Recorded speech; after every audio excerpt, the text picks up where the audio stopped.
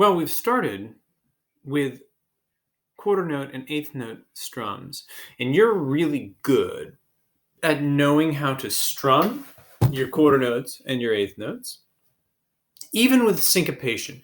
And you've got that down and up mastered. Your down and up never changes. But now you've got some sixteenths to deal with.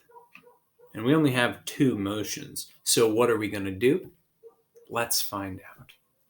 You've played rhythms like the one at the top of the page. 1 and 2 and 3 and 4 and just 4 beats of eighth notes.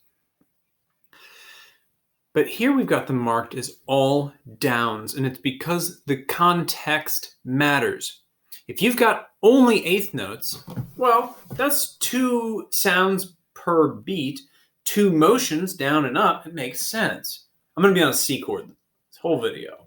1 and 2 and 3 and 4 and. But as soon as we've got 16th notes to deal with, well, we don't have 4 different motions. So what we've got to do is change our eighth notes to all downs. 1 and 2 and 3 and 4 and. Why? Because our 16th notes become the new ups. So check out the next line there. We've got 4 beats of 16th notes, and you can see down, up, down, up, down, up, down, up, down, up, down, up, down, up, down, up. And then the counting. We'll get to that in a second. Let's just play it. So 1, 2, 3, E and a 4, go. All right. So the eighth notes were this. 16th notes. You can see that my hand is pulsing at the same speed. That's the secret. Just like we had to keep it going the same speed when we played eighth notes and quarter notes. Now let's talk about the counting. 1 and 2 and 3 and 4 and.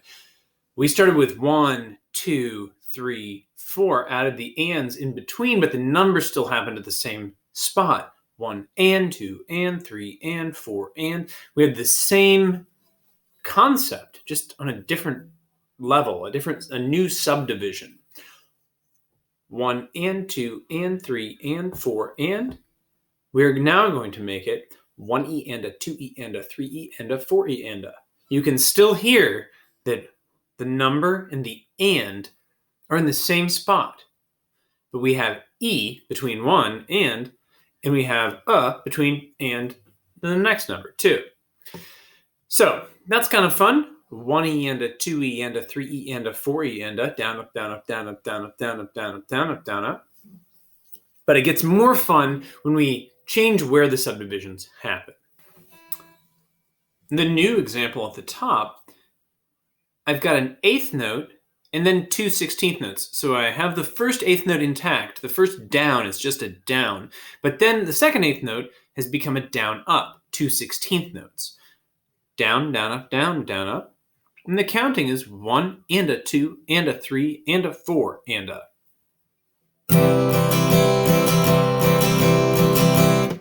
See, the pulse stays the same.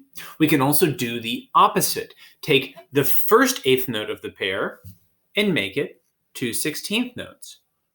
That means we get 1 E and. 1 E and, 2 E and, 3 E and, 4 E and. Down, up, down, down, up, down, down, up, down, down, up, down.